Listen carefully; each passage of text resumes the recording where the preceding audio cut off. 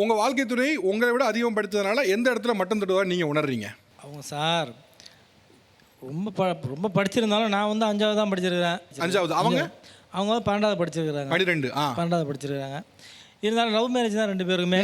அதனால அது ஒரு பிரச்சனை இல்லை. இருந்தாலும் அவங்கள்ட்ட வந்து ஒரு ஈகோ என்னென்னா எப்போ பார்த்தாலும் அந்த செல்லுலேயே தான் ஓடிக்கிட்டு இருக்கும் வண்டி.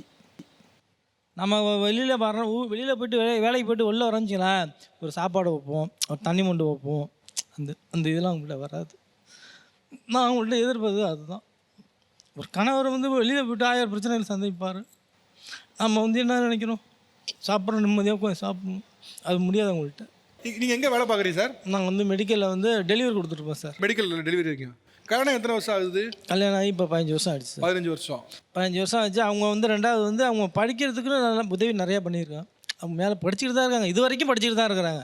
12th அப்புறம் படிச்சுட்டு தான் இருக்கிறாங்க. ஏன்னா நான் படிக்கலை. அந்த படிப்பு அறிவு எனக்கு கம்மி. ஏன்னா அதோட அனுபவம் அதிகம்.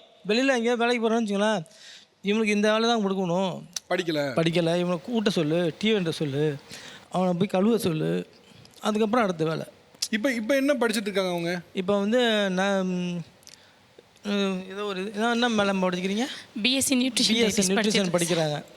அந்தமாரி இவங்க என்ன பண்ணுவாங்கன்னா, நம்மளை வந்து ஒரு இதாகவே நினச்சிக்குவாங்க. படிக்கல நினைக்கிறாங்களா இல்லையோ, நம்ம சொல்கிறத கேட்டுக்க மாட்டேங்கிறாங்க. வெளில வேலைக்கு போய்ட்டு வரோம், வந்து பார்ப்புக்கிறோன்னு வச்சுக்கலாம். சரி சாப்பாடு வீட்டில் இருக்காங்க, சாப்பாடு எடுத்து வைப்பாங்க. டியூட்டிக்கு போயிடுவாங்க. இப்போ நைட்டு வராங்கன்னு வச்சுங்களேன், சரி இவங்க வெளில வந்துருக்காங்க, இவங்களும் வந்துருக்காங்க, சரி சாப்பாடு எடுத்து வைப்போம், நான் எடுத்து வைப்போம், வந்துருக்காங்க சாப்பிட போடுவோன்னு அந்தெல்லாம் நினைக்க மாட்டாங்க. அவங்க செல்லு பார்த்துக்கிட்டே இருப்பாங்க. எனக்கு வந்து சரி இவங்க எடுத்து வைப்பாங்களா நானே பார்ப்பேன். எடுத்து வைக்கலையா, நான் வாட பசங்களை உட்கார வச்சு நானே சாப்பிடுங்கன்னு சொல்லிட்டு நான் படுக்க போயிடுவேன் அடுத்த வேலையை பார்க்குறதுக்கு. இப்படி தான் அவங்களோட வாழ்க்கை ஓடிக்கிட்டு இருக்கு. ஓகே, இது வந்து அவங்க அதிகம் படித்ததுனால நடக்கக்கூடிய விளைவு நினைக்கிறீங்களா? இவங்க வந்து கவனிக்கணும். அந்த அதிகமாக படித்தாலும் நான் உனக்கு படிக்க வைக்கிறேன். உங்களுக்கும் நான் படிக்காமல் இருக்கனால அதை சொல்ல வரல. நீங்கள் அதை கவனிக்க மாட்டேங்கிறீங்க. படித்து அதிகமாக இருந்தும் நீங்கள் வந்து உங்கள் மரியாதை இல்லாமல் நடந்துறீங்களே.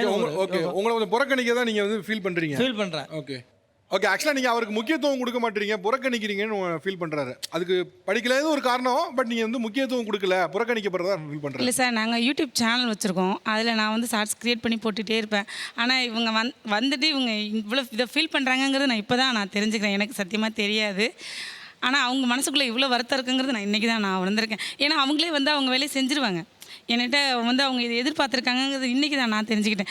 ஏன்னா நான் வேலைக்கு போய்ட்டு வந்து அந்த ரீல்ஸ் கிரியேட் பண்ணி போட்டுக்கிட்டே இருக்கிறது அந்த மாதிரி தான் நான் பார்த்துக்கிட்டு இருப்பேன். ரெண்டாவது நான் படிக்கிறதுனால செல்லில் பார்த்து எழுதுறது, அந்த ஆன்லைன் கிளாஸ் இருக்கும், அதெல்லாம் நான் நோட் பண்ணிக்கிட்டு இருப்பேன். அதுதான். ஏன்னா நான் கல்யாணம் ஆகி வந்து என் பையன் 6 மந்த்து அவங்கள்ட்ட கையில் கொடுத்துட்டு தான் நான் காலேஜ் படிக்க போனேன். ஏன்னா அவங்க தான் காலேஜ் கொண்டு விட்டுட்டு வருவாங்க, கூட்டிகிட்டு வருவாங்க. சொன்னார் இல்லை சார், நான் அவங்கள கற்றுக்குங்கன்னு சொல்கிறேன். ஆனால் அவங்க அதை கற்றுக்க மாட்டாங்க. நானே எதை கற்றுக்கணும்? செல்லில் உள்ளது எல்லாமே இப்போ ஒரு ஜிபே பண்ண தெரியாது சார் அவங்களுக்கு. கற்றுக்க மாட்டாங்க. அதனால் போய் நான் இந்த வாட்டி அவங்களே போய் போஸ்ட் ஆஃபீஸில் நீங்களே போட்டுவாங்க, அப்போயாவது அவங்க தெரிஞ்சுப்பாங்க. அதையும் செய்ய மாட்டாங்க. அதை ஏன்னா இப்போ என்ன பிரச்சனைனா, படிப்பு வந்து நான் இப்போ எல்லாருக்குமே சாதாரண சின்ன பிள்ளைகிட்ட கொடுத்தீங்கன்னா கூட டச் செல்லு யூஸ் பண்ணு சார். இல்லைங்க, நீங்கள் இதை இந்த ஒப்பீடு ரொம்ப தப்பான ஒப்பீடு. உங்கள் கணவர் நீங்கள் எந்த வருஷம் பிறந்தீங்க சார்? 1977 சார். 1977 பிறக்கும்போது செல்ஃபோனே கிடையாது. இன்னைக்கு ஒரு குழந்தை பிறக்கும்போது டெக்னாலஜியோட பிறக்கு. ரெண்டும் ஒன்றா? இல்லை சார், நீங்கள் பேசுகிறதே தப்பாக பேசுகிறீங்க. எப்படி ஒன்றாகும்?